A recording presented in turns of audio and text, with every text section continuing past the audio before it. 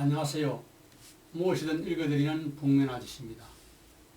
오늘은 이도원 작가의 나의 상상은 현실이 된다를 읽어드리겠습니다. 발행처는 다산북스입니다.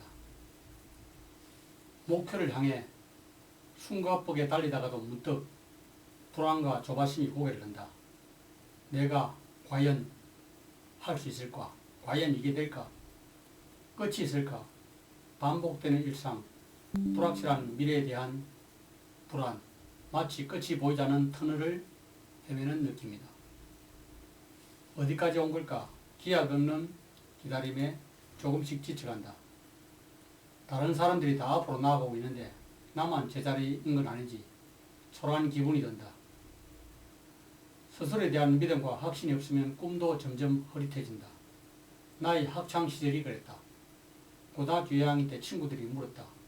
도원아, 너는 무슨 학과에 가고 싶어? 그때서야 나는 마음속으로 되뇌었다. 나는 의사가 되고 싶어. 내신 평균 3등급. 의사가 꿈이라고 말하면 누군가는 비웃을 것 같아서 차마 말할 수 없었다.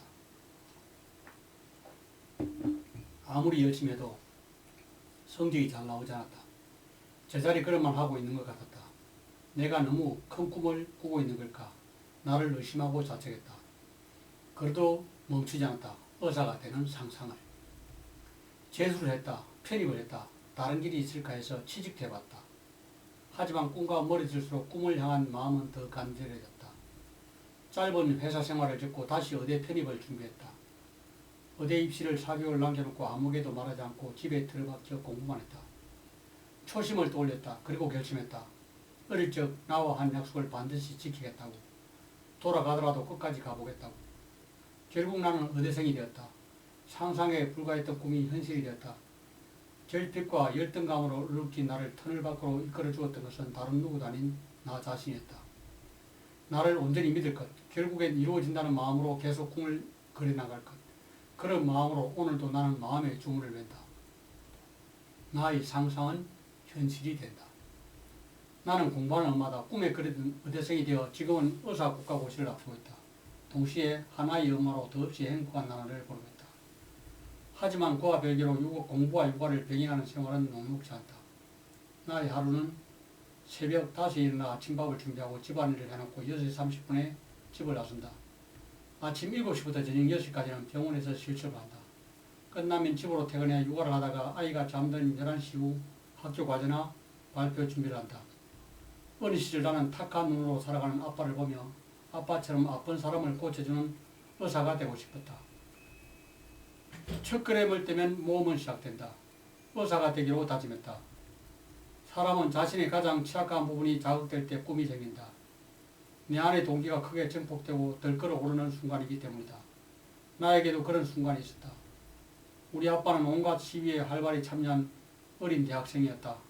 온 가족이 다닥다닥 붙어 자는 단칸방에 살던 아빠는 지독한 가난이 싫어서 고등학교 대신 곧장 대학교에 진학하고 싶어 검정고시를 치렀다.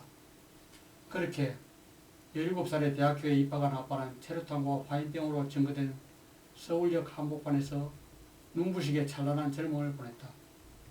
경찰의 철단 발포에 외마디 비명과 함께 아빠의 오른눈에 철단 파편이 튀었다. 내 오랜 기억 속 아빠는 초점 잃은 눈으로 항상 나를 향해 따뜻하게 웃어주었다. 누구에게도 말하지 않았지만 아빠처럼 아픈 사람을 고쳐주는 의사가 되겠다고 결심했다.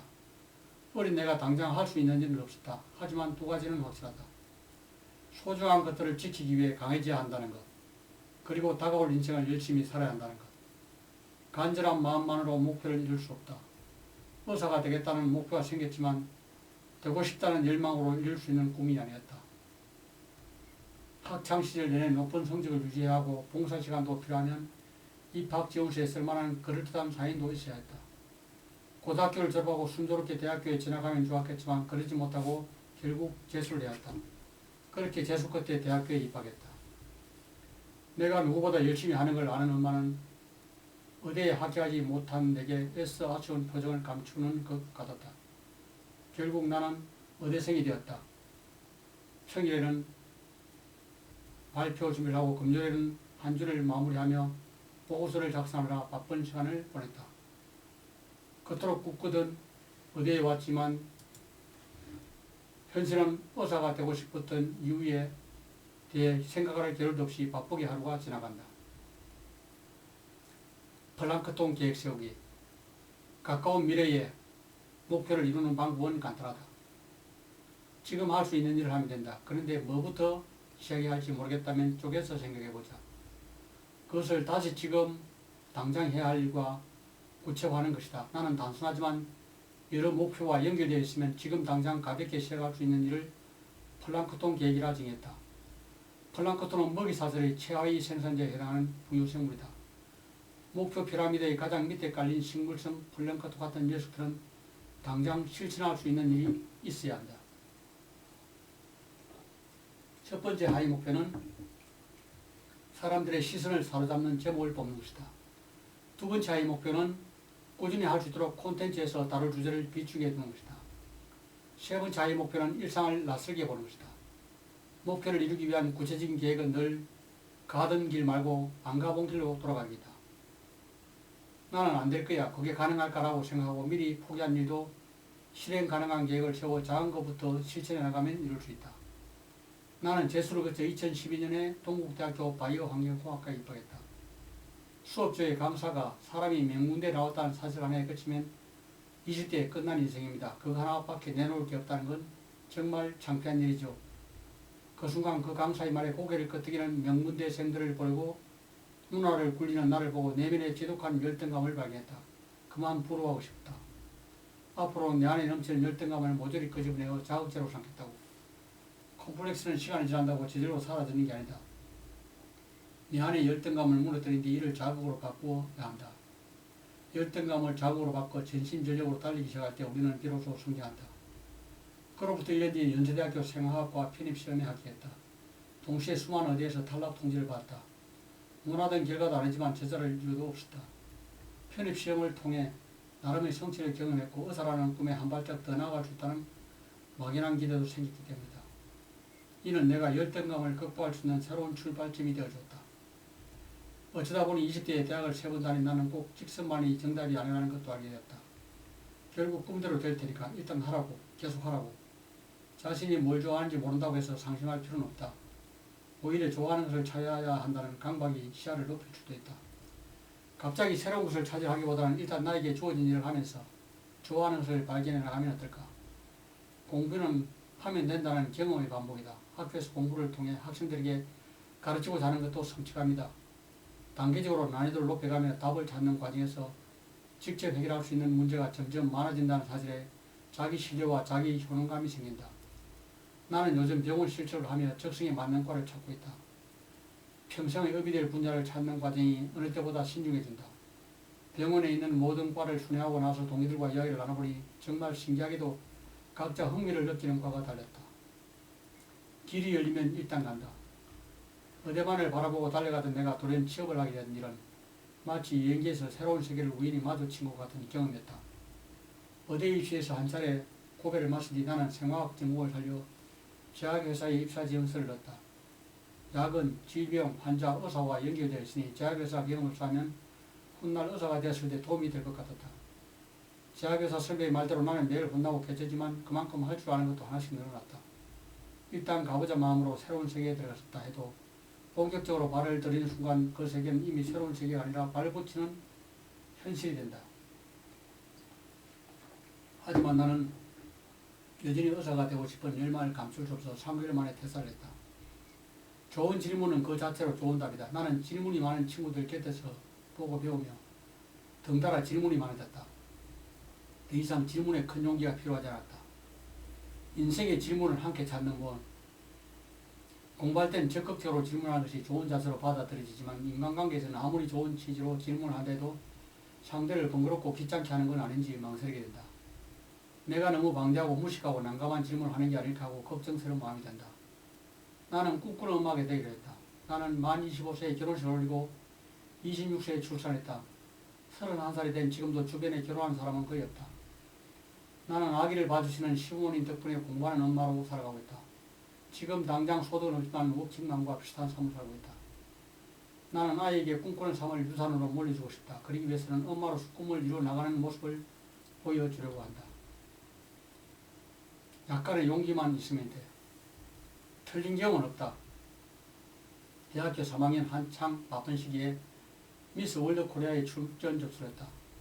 나는 언니의 원피스를 빼앗아 입고 집 앞 공원에서 촬영한 1차 예선 영상으로 운 좋게 예선을 통과했다. 며칠 뒤 강원도의 한 호텔에서 합숙이 시작되었다. 참가자 중에는 모델 일을 하는 친구들이 태반이었다. 워킹 수업을 미리 받고 온 친구들도 많았다. 반면 마음처럼 몸이 움직이지 않는 나는 표정이나 제스처는 취할 엄두조차 못 내었다. 접수를 앞둔 전날 밤 부모님께 전화를 걸어 지금 당장 강원도로 와달라고 했다. 부모님의 돈 주고도 못 사는 경험이라는 말에 머리를 한 방 맞은 듯했다. 그렇게 결전의 날이 밝았고 나는 2015년 미스 월드 코리아에서 2위를 차지했다. 보석을 빌려주면 우승해 오겠다던 주얼리숍 사장님께 했던 그 약속의 절반을 지킬 수 있었다. 내가 있을 곳이 아니라고 생각한 것도 겪어보면 어떤 식으로든 배움을 얻을 수 있다. 남을 지우고 나면 나와의 싸움만 남는다. 회사를 그만두자마자 의대 편입을 준비했다. 취업 전에 이미 의대 편입에 여러 번 실패했고 나이도 적지 않아서 처음 도전했을 때와는 비교할 수 없는 부담과 걱정이 컸다. 어떤 도전을 할 때 자신의 목표를 주위에 공개하고 선언하면 도움이 될 수 있다. 특히 자기 목표인 경우가 없다. 시간이 길어질수록 지치고 유혹에 흔들리기 쉬운데 사람들에게 목표를 공개하면 책임감이 더욱 커지기 때문이다. 게다가 주변에 함께하는 사람들이 생긴다면 서로 의지하며 좋은 에너지를 얻을 수 있다. 그러나 짧은 시간에 이뤄내야 하는 목표라면 다르다. 기간이 짧을수록 밀도 있고 집중하고 깊이 몰입해야 하기 때문이다. 단기간이든 장기간이든 꿈을 이루는 과정은 결국 고독하고 외로운 혼자만의 싸움이다. 좌절하고 슬럼프를 겪는 것도 이를 이겨내고 알아서 것도 누군가가 아닌 내가 견뎌야 하는 일이기 때문이다. 자기소개서 항목에는 자신의 장점과 단점을 쓰는 칸이 있다. 쓰다 보면 장점에서 나오는 얘기가 단점에서 또 나오는 것을 발견할 수 있다. 사람들은 자기 자신을 잘 안다고 생각하지만 막상 들여다보면 잘 모르는 경우가 많다. 처음부터 자신만의 공부를 찾기는 쉽지 않다. 스스로 결정하고 직접 부딪혀 보는 용기가 필요하다. 최고의 생산성을 내기 위해서는 강한 의지를 일으킬 수 있는 환경을 조성하는 것도 중요하다. 다시 말해 유혹을 벗어날 수 있는 장소에 나를 두는 것이다. 본능과 의지는 곧장 충돌한다. 피곤할 때 휴식을 찾는 것도 자연스러운 본능이다. 그러니 버리는 시간을 하루를 제대로 쓰면 본능을 거슬려야 한다. 오답은 정답으로 가는 지름길이다. 의과대학 5학년이 되면 소속대학 병원으로 실습을 간다. 실습 때는 지금 내 앞에 벌어진 질문에 바로 답을 해야 한다. 교수님과 실습 동기들의 시선이 나에게 쏠린다. 나의 대답에 따라 환자가 살기도 하고 죽을 수도 있다. 당시 제대로 대답하지 못한 질문을 받은 사람을 포함해서 저온 모두의 기억에 남는다. 실습을 돌다가 혼나면서 배운 내용은 후배들에게 인계해주기 위해 작성하는 장부에 기록된다.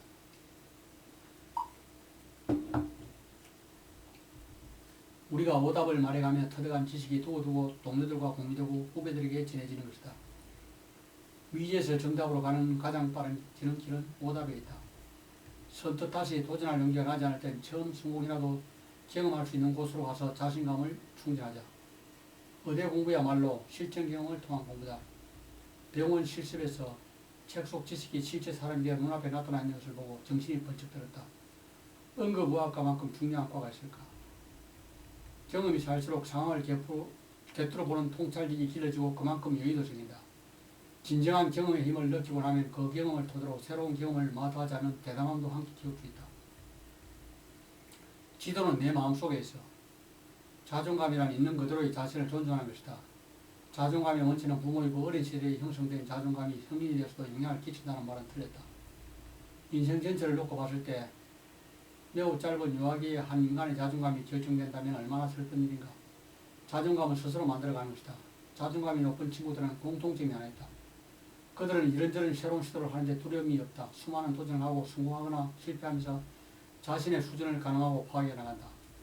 그러다 보면 해낼 수 있는 일과 잘할 수 있는 일을 자연스레 하게 되는데 나는 이를 이게 되네 하는 지점이라고 부른다. 자존감은 외모나 집안, 학벌에 기인한 것이 아니라 자신의 의지와 판단에 따라 목표했던 것을 스스로 성취해낼 때 생겨난다. 보통 수준이었던 노력이 한계점을 넘어가다 보면 어느새 어떤 변곡점을 발견하게 된다. 나만의 이게 되네 하는 지점을 찾아야 한다. 이처럼 다양한 시도와 과정 속에서 내가 할 수 있는 능력을 높여갈 때 자존감은 높아진다. 나는 예민한 편이다. 예민한 성향 때문에 외부 자극에 민감하게 반응하며 이를 소화하고 치료하는 데 많은 시간과 에너지를 소모한다. 예민한 성향을 가진 사람이라면 남의 눈치를 살피고 남의 일에 신경을 쓰게 된다는 점에 공감할 것이다. 이런 나의 예민한 성향 때문에 피곤하기도 하지만 덕분에 내가 겪은 사실과 사건을 사유하고 상상하고 집중하는 힘을 얻는다. 이를 배경으로 글쓰기가 가능하다. 예민한 사람은 자신의 민감성을 긍정적인 방향으로 활용하며 넣다. 나의 열심을 비웃지 마라. 무엇이든 열심히 하느냐, 어떻게든 열심히 사느냐, 한동안 나를 따라다니자 말이다. 열심히 한다는 것이 실력과 재능 없음의 증거가 아닌데도 나는 학창시절에 열심히 공부하는 것이 부끄러웠다. 요즘은 조금 흐름이 바뀐 것 같다.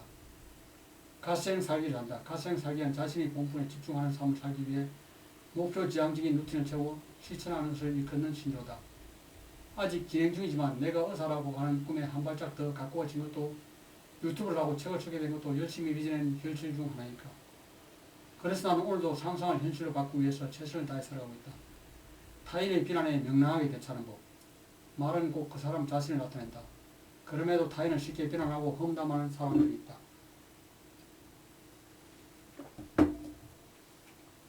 본인이 품은 불만에 대해 주변의 공감을 얻어 일종의 안정감을 얻으려는 목적이 있을 것이다. 험담은 중독적이다. 그렇게 이는 곧 습관이 된다. 습관이 되면 본인은 자기가 남을 헐뜯고 있는지조차 인지하지 못한다. 타인을 험담하고 비방하는데 불필요한 에너지를 쓰는 것이다.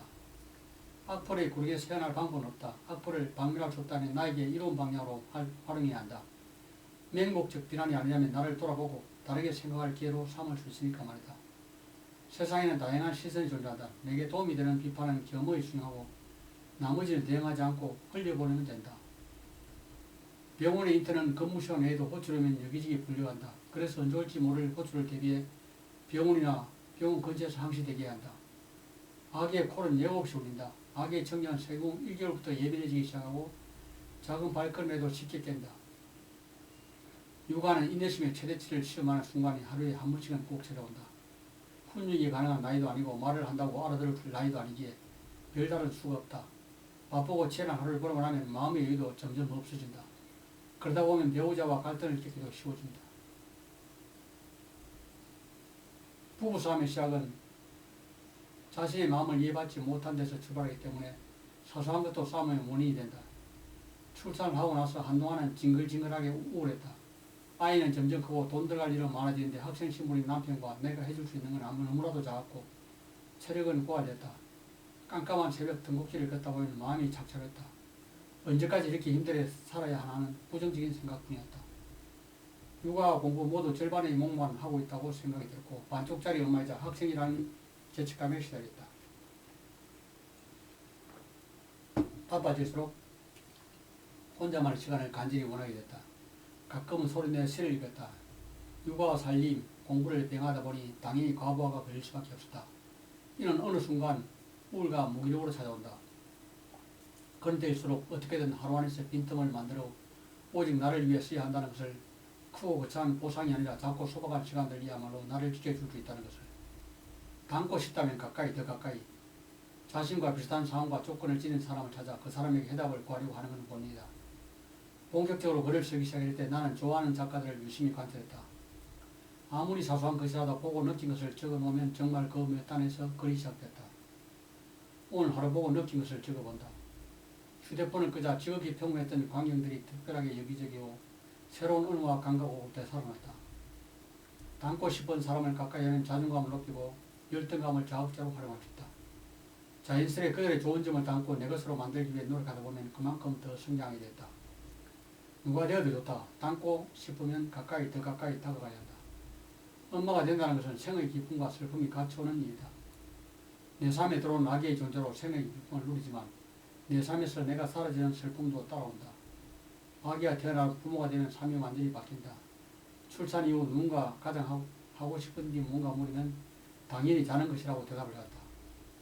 육아는 아무것도 보이지 않고 아무 말도 할 줄 몰라 울기만 한 아가의 마음을 헤아린 데서 시작한다. 당장은 힘에 부치지만 이렇게 재밌고 보람찬 시기는 다시 돌아오지 않는다. 힘들었던 시기는 누군가 시간을 훔쳐가듯 모두 순식간에 지나간다. 누구에게나 24시간은 공평하게 주어진다. 다만 그 시간의 밀도만 다를 뿐 좀 뻔한 말이지만 정말 하고 싶은 게 있고 간절하다면 좀 더 밀도 높은 시간을 보내자. 보상 심리를 주고 회복 탄력성을 높이면서 말이다. 상상이 현실이 되는 기쁨. 세상의 어떤 일은 교과서에서 배울 수 없다. 직접 경험해봐야 알 수 있다. 아픔을 나누는 일이 그렇다. 우리는 슬픔과 아픔을 억압하지 않을 때 비로소 심리적 해방감을 느낀다. 몸이 아파 힘든 것을 나만의 기억에 가두고 스스로 치유하기는 너무나 벅차다. 다른 사람에게 털어놓아야 한다. 아픔은 나눌수록 줄어든다. 나는 어떤 의사가 되어야 할까? 내게 의사라는 직업은 단순히 직업이 아니라 인생을 마감하는 날까지 이어갈 배움이고 업이다. 다양성 속에서 서로를 존중하는 의료사회를 그려본다. 다른 사람의 의견을 존중하고 새로운 시도를 너그럽게 수용하는 사람이 되고 싶다. 관습에서 벗어나 창의력을 발휘할 때 우리는 더 많은 생명을 살리는 기적을 일으킬 수 있다. 죽음은 평등하다. 사람은 누구나 죽는다. 예외는 없다. 그리고 죽음 앞에는 모든 게 명확해진다. 나는 가족의 죽음을 겪은 뒤 죽음 앞에서 부질없이 시기하고 질투하고 싸우고 욕하는 짓은 하지 말자고 다짐했다. 남은 사람들을 우리의 생에 아깝지 않게 사랑해 주겠다고, 의사로서 후회 없는 삶을 살겠다고 다짐한다. 이것으로 책을 요약해 드렸습니다. 감사합니다.